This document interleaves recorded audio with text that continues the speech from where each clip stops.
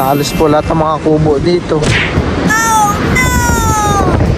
Nasakit ng balakang ni No.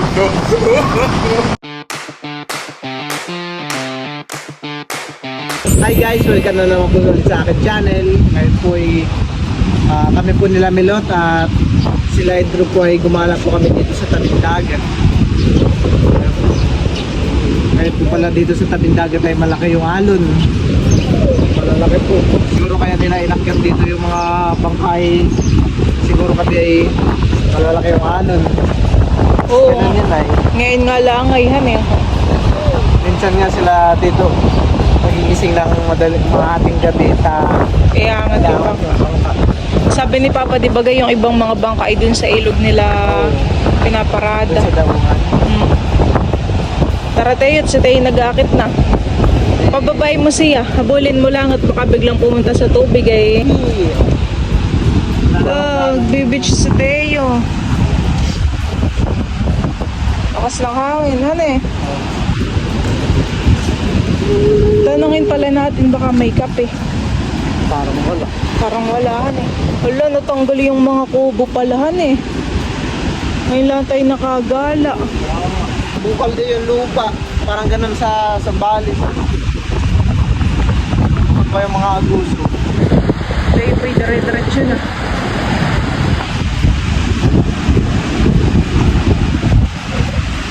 Natanggal na po dito yung dalawang kubo. May lab si Teo. Nabungkal po talaga lahat ng mga lupa at saka yung mga mayroon pong mga ilang kubo dito, mga cottage na wala po. Ayun po. Parang ganun din po nangyari sa Sambales na nabungkal yung lupa dahil sa alon na unti-unti.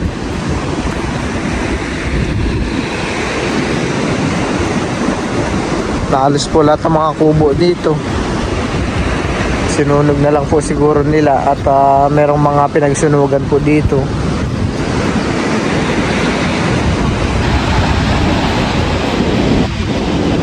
Oh.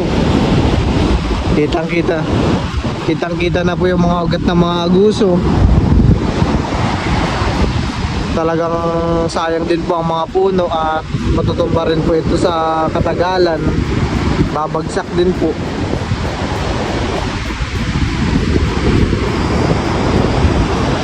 Sayang mga puno. Dahil dito po minsan, resort ba ito? Isa sa mga nagpapaganda pa naman dito sa resort, napansin ko yung mga maraming aguso. Eh ngayon tinan mo, parang ilan na lang yung aguso.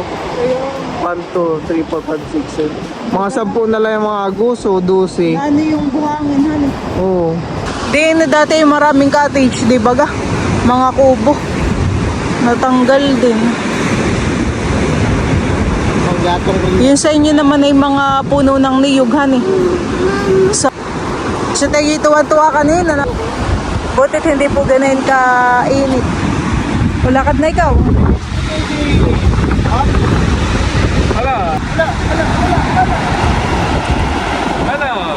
Dire-diretso na po si Teo.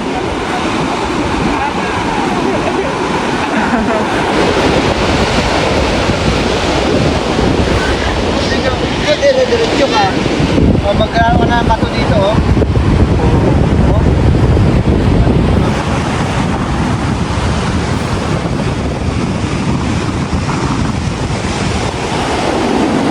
Maloran!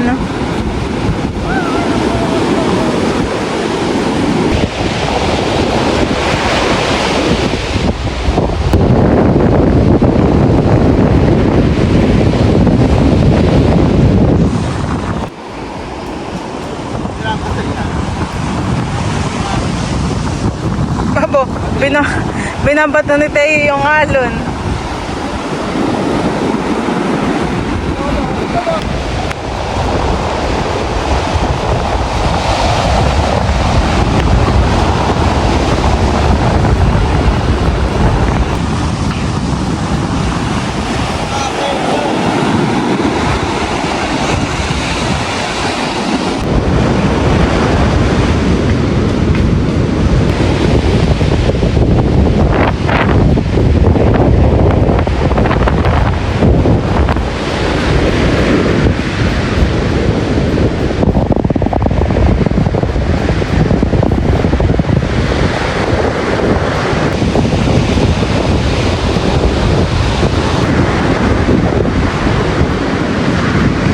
Nagigiba na rin po dito yung isang kubo ah.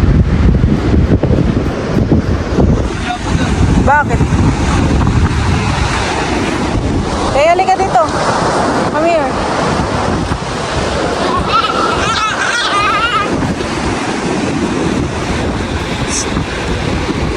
Dito rin po pala sa may hiding place ay ano po ah. Nagiba rin po yung mga semento, yung pader.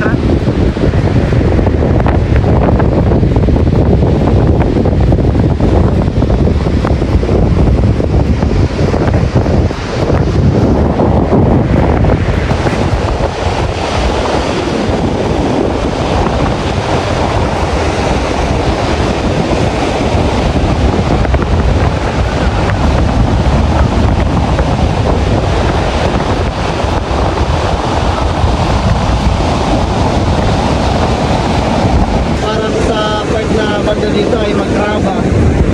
Doon sa may tapat ay walahan eh. Kaya siguro maggraba dito ay nakita na ng alam ay ito. Oo, parang dati na may walang danaytohan eh. Ay lang ang graba. Kaya kasa na tayo ni Teo.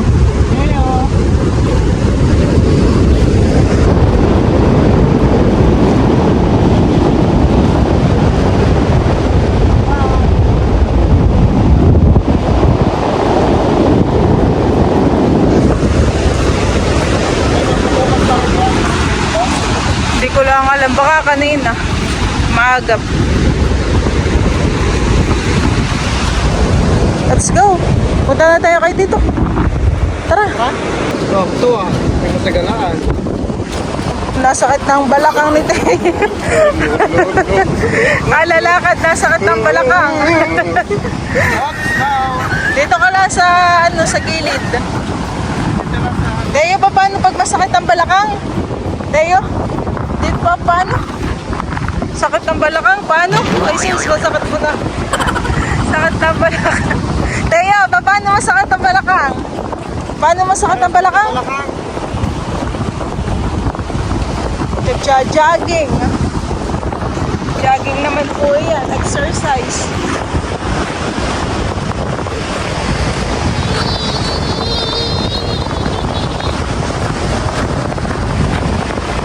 No, no.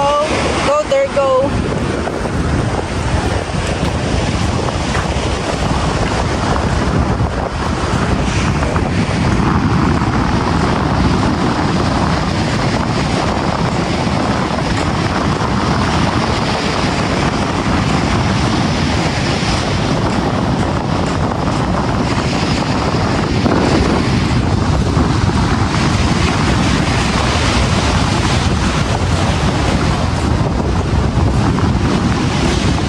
Punta kayo dito, punta. Go to dito. Punta kayo dito, dali. At ikaw ay mag-sit down doon kayo dito. Wala na ibang ginawa sa kayo kundi tumakbo.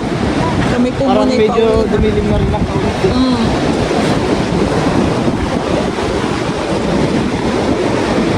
Parang yung ibang mga ano inaayos na rin nila. May nagpupukpok na kanina. Ito may parang may tambak yan. Parang dyan. Oo. Parang hindi na pantay ka na. Tara.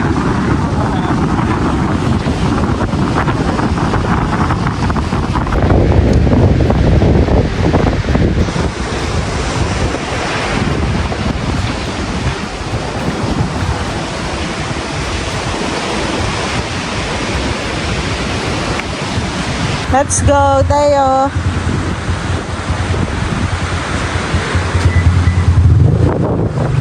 May nawawala palang aso.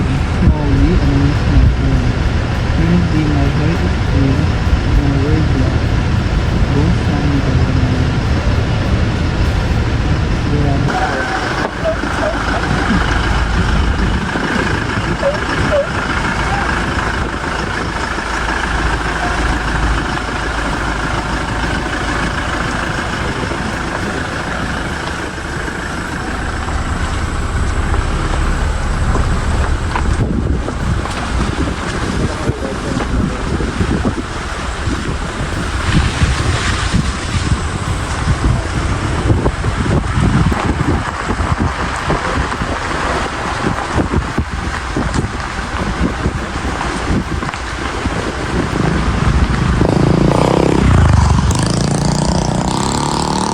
Kami po ngayon ay gagala muna kala Tita Hysen at malapit lang mailabsan eh. At para tayo hindi na rin nakakagala doon, honey. Wala pa naman tayong gagawin. Ayun, may pasok si Talalay. Oh, may pasok sa Talalay pala.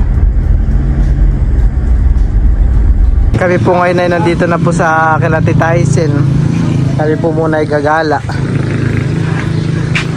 Gawala po kami saglit. Good morning po. Sasakada pa. Sasaka na parang naubos na nga po ang paninda ng Tita Hysen. May ako kay Tita. Off drink. Soft drinks, walang kumbay. Kaya daw na may labs. Mamaya, at ako'y bibi. Hinihintay ko dumaan yung pandesal. Galunggong po.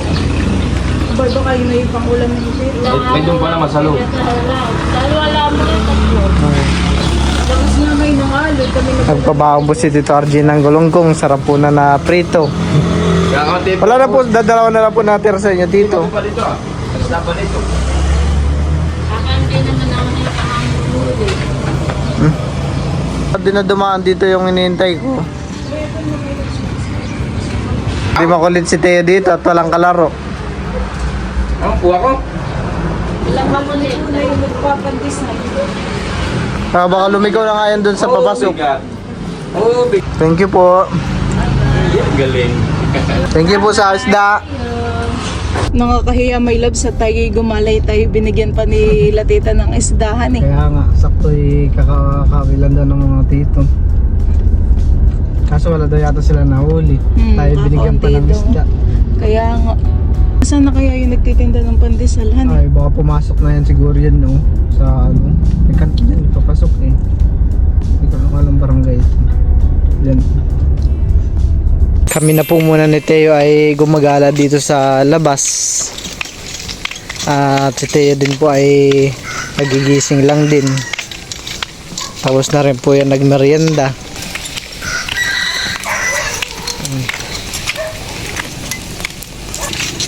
Happy?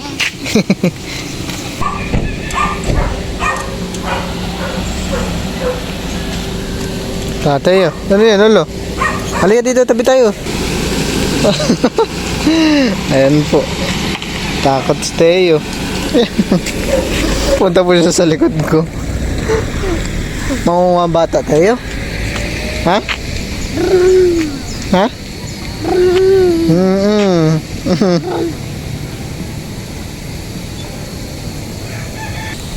Laro-laro lang po muna si Teo dito. Tayo, punta tayo na plaza. Let's go. Let's go.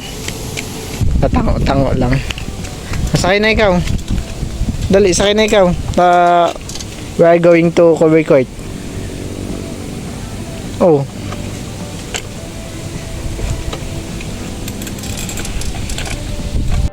Ngayon naman po ay nandito kami sa Cover Court ni Teo. Dito po yung malilim.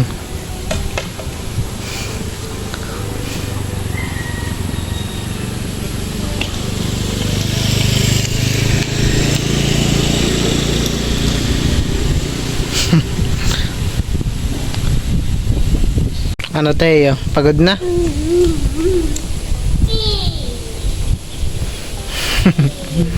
May tindahan na rin po pala dun.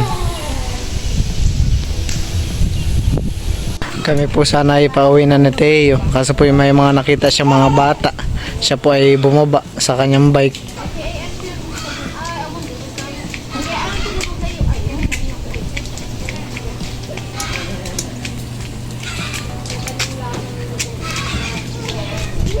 Ah, palika dito, mainit. Mainit, mainit. Dito ka lang sa silong.